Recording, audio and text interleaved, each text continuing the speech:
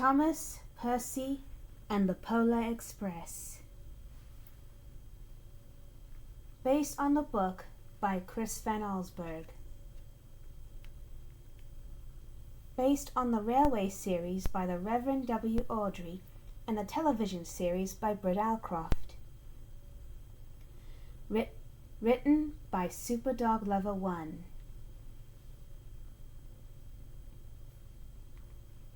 It was Christmas Eve on the island of Sodor. Engines of all types, be it steam or diesel, were traveling to and fro, delivering passengers and parcels to their destinations in time for the big holiday. Thomas was especially in a good mood. He loved the holidays and couldn't wait to get his jobs done so he could celebrate with his friends.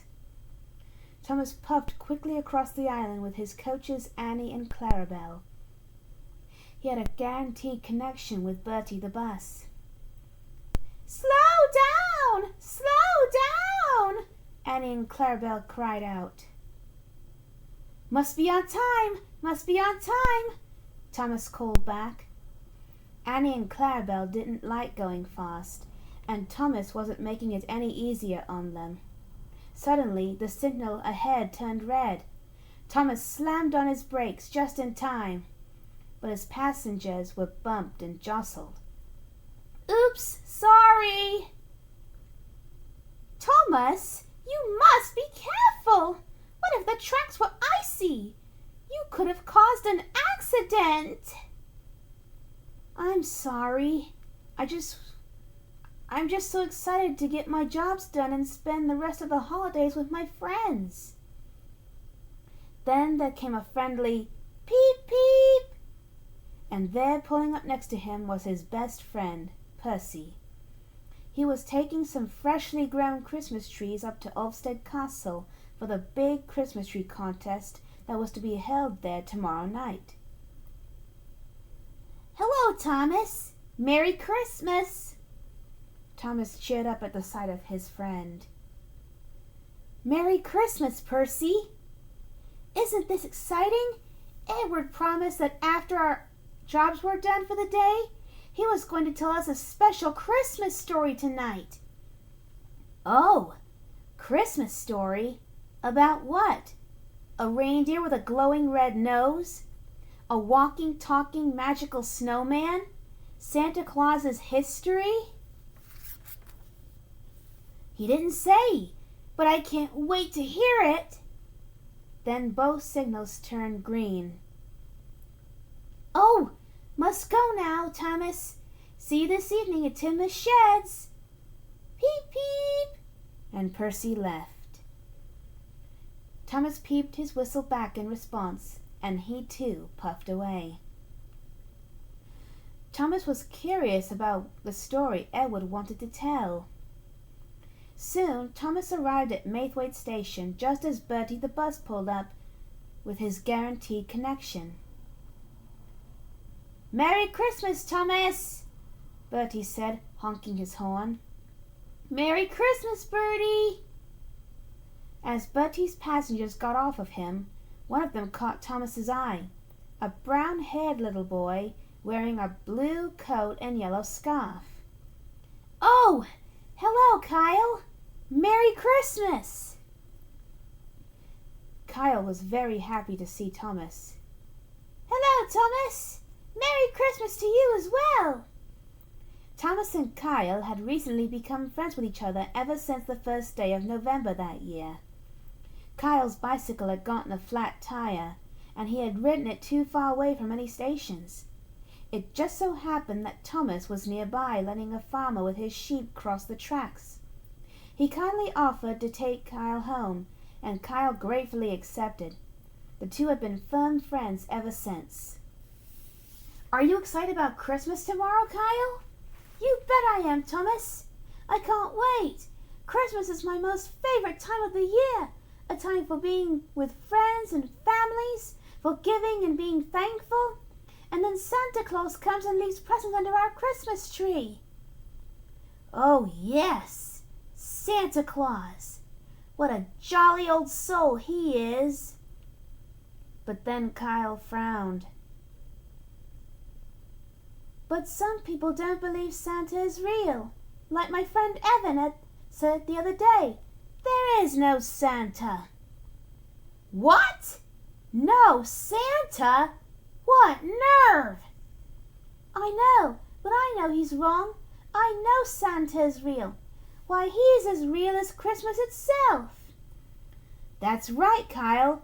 If there is a Christmas, then there is a Santa. Kyle smiled at Thomas in agreement before boarding Annie with his father. Then the conductor blew his whistle, signaling Thomas that it was time to go. Peep, peep! Goodbye, Bertie! Goodbye, Thomas! For the rest of the day, Thomas completed the rest of his jobs without any problem. Oops. For the rest of the day, Thomas completed the rest of his jobs without any problems. The sun was just setting as Thomas delivered the last of his goods train to Brendam Docks. He couldn't wait to get back to Titmuth Sheds. When Thomas arrived, the rest of the steam team was already there. Ah, Thomas, just in time. I was just about to tell my special Christmas story for this year. Oh, thank goodness, Thomas panted as he was turned around on the turntable. I was worried I'd miss it. You know we'd never start our Christmas tradition without you, Thomas, said Henry kindly. Humph, James huffed. I just hope it's not a story about a grumpy green monster who steals Christmas from people. Seriously, who would want to hear a story about that? Oh, maybe it's about a man raised by elves at the North Pole, Percy said excitedly. Well, I hope it isn't a Christmas story, known as the Christmas Carol. As timeless as it is, it's become quite repetitive, grumbled Gordon. Oh, come on now, Gordon. Don't be such a Scrooge, Thomas puffed cheekily. The other engines couldn't help but laugh at that. Even Gordon had to chuckle a little bit. Finally, wise old Toby rang his bell to silence everyone.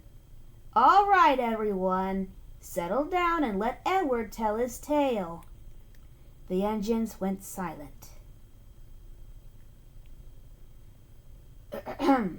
Now then, my story this year is about a magical train that runs every Christmas Eve. They call him the Polar Express.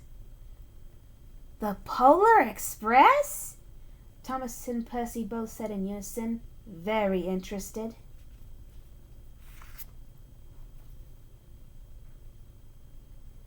Yes, Edward continued.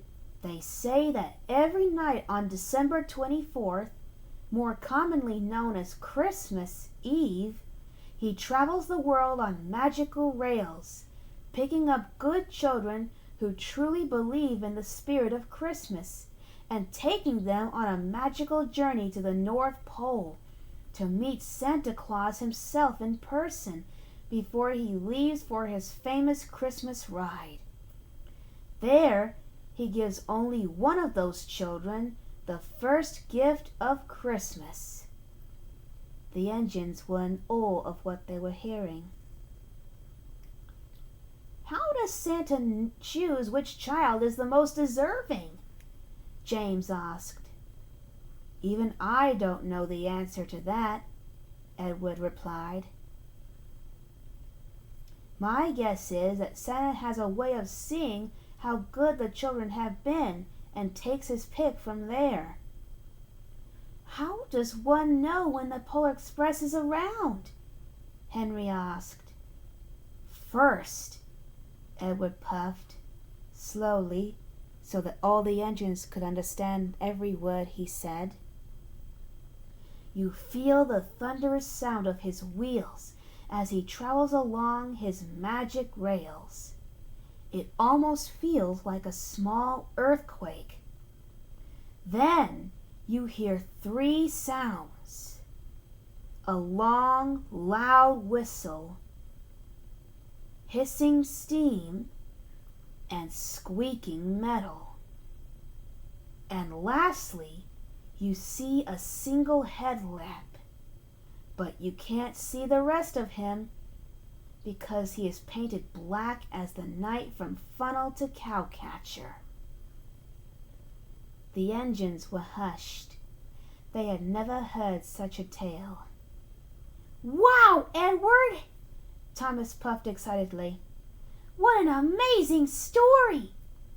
Do you think we might get a chance to see the Polar Express one day?" Percy asked, hopefully. "Perhaps you might. Who knows?" Edward puffed kindly. "But right now we must all get some rest. Tomorrow is the big day, you know." And so with that, all the engines settled down to sleep.